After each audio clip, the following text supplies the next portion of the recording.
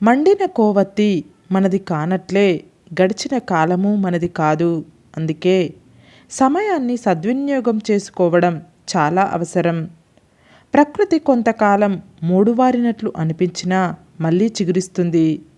జీవితంలో మనకు ఎదురయ్యే ఒడిదొడుకులు కూడా అంతే. కొంతకాలం బాధించినా చివరికి సంతోషం వెల్లివిరుస్తుంది. నిజమైన యోగ్యత నదిలాంటిది. లోతు హెచ్చే కొలది తక్కువ శబ్దంతో గంభీరంగా ప్రవహిస్తుంది. నిన్ను ఆపగలిగేది నీ సోమరితనమే. నిన్ను ఎత్తులో నిలపగలిగేది నీ పోరాడే గుణమే. నాశనానికి ముందు గర్వం వస్తుంది. చెడ్డవాడు అందరినీ మోసం చేస్తూ ఇతరుల కంటే గొప్పగా బ్రతకాలి అనుకుంటాడు. మంచివాడు తనకు ఉన్నదానితో సంతృప్తి చెందుతూ తనకు ఇష్టం వచ్చినట్టు బ్రతకాలి అనుకుంటాడు. నాలుక కత్తి కంటే పదునైనది. అది రక్తం చిందించకుండానే దేనినైనా నాశనం చేస్తుంది. మనం చేసిన పని తప్పు కాదు అని మనకు తెలిసినప్పుడు ఎవరికీ సమాధానం చెప్పాల్సిన అవసరం లేదు. భయపడాల్సిన అవసరం అస్సలు లేదు. వృక్షానికి వేళ్ళు ఎంత ముఖ్యమో మనిషికి విలువలు అంత ముఖ్యం. పెదవులు అబద్ధం చెప్పవచ్చు, ప్రవర్తన ఎప్పటికీ అబద్ధం చెప్పదు. ప్రేమతో చేరదీస్తే క్రూర మృగాలు కూడా ప్రేమను చూపిస్తాయి.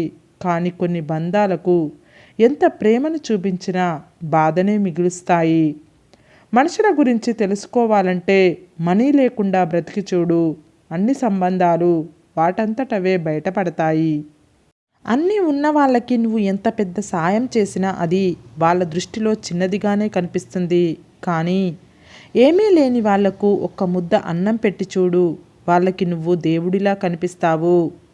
చెయ్యి జారితే కంటి అద్దాలు పగిలిపోతాయని ఎంతో జాగ్రత్తగా ఉండే మనం, మాట జారితే మనసు విరిగిపోతుంది అని మాత్రం తెలుసుకోలేకపోతున్నాం. కష్టం రాకపోతే సుఖం విలువ తెలియదు. సుఖానికే అలవాటు పడితే కష్టం వచ్చినప్పుడు ఏం చెయ్యాలో తోచదు.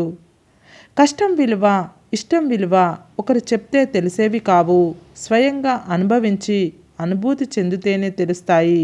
లేదంటే ఎదుటివారు పడే కష్టం తేలికగాను, చూపించే ఇష్టం చులకనగాను అనిపిస్తాయి. నిన్నుగా కోరుకునేవారు ఎప్పుడూ నీతోనే ఉంటారు.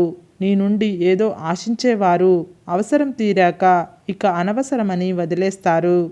జీవితం అంటే ప్రాణం ఉన్నప్పుడు బ్రతికేది కాదు, ప్రాణం పోయిన తర్వాత కూడా బ్రతకగలిగేది. సన్మానం పొందడంలో గొప్పతనం లేదు. దానిని పొందడానికి నీకున్న అర్హతలోనే గొప్పతనం ఉంది. ఎవరి జీవితం వారికి గొప్ప. అంతేకాని ఎదుటివారితో పోల్చి చూసుకొని ఊరికే ఆరాటపడితే ఉన్న మనశ్శాంతి పోతుంది తప్ప కలిగే లాభం శూన్యం. నిజాయితీ నీ పనిలో సాధించాలనే సంకల్పం ఉంటే పూరిగుడిసెలో ఉన్న బంగారు మేడలు కట్టగలం. పురుగులాగా ఉన్నప్పుడు చీచీ అని చిరాకు పడతారు. అదే పురుగు సీతాకోక చిలుకలాగా మారినప్పుడు తన అందాన్ని చూసి మురిసిపోతారు. మన జీవితాల్లో కూడా అంతే నేస్తమా. నువ్వు కష్టాల్లో ఉన్నప్పుడు నిన్ను పట్టించుకోరు. నువ్వు విజయవంతంగా ఉంటే నిన్ను వదులుకోరు. పూటకో మాట, అవసరానికో అభిప్రాయం, మాటి మాటికి మారే నిర్ణయాలు నిన్ను స్థిరత్వం లేని వ్యక్తిగా చూపుతాయి. కాలం విలువ తెలియనివాడు జీవితం విలువ తెలుసుకోలేడు.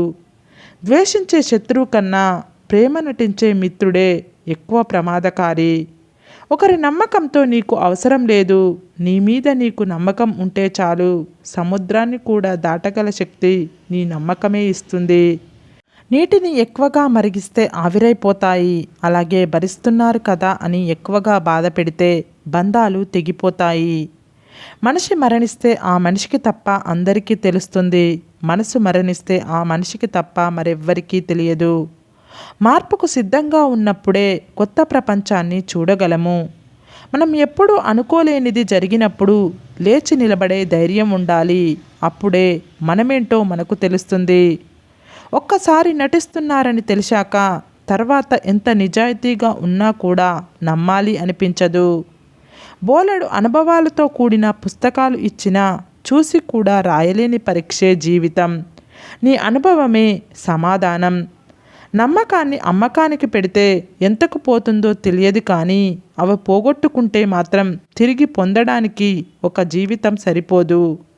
తప్పు చేస్తున్నప్పుడు వెనక్కి లాగేది, నీలో లోపాల్ని ఎత్తి చూపేది, మంచి చెడు తెలియజేసేది, నువ్వు బాగుంటే తృప్తిగా ఉండేది ఎవరో కాదు, నీ అంతరాత్మే.